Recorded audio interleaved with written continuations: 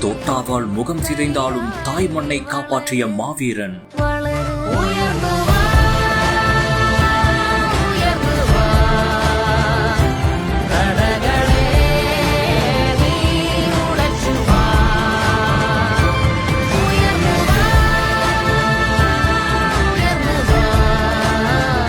முதலமைச்சர் விஜயை புல்லரிக்க வைத்த தமிழனின் தியாகம்.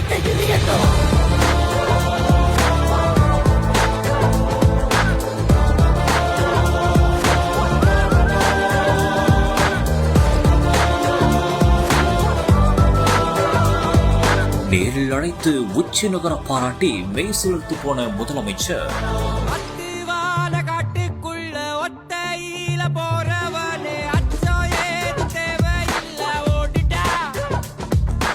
ஜம்மு காஷ்மீரில் நடந்த பயங்கரவாத தாக்குதலின் போது தமிழனான லான்ஸ் நாயக் மீனாட்சி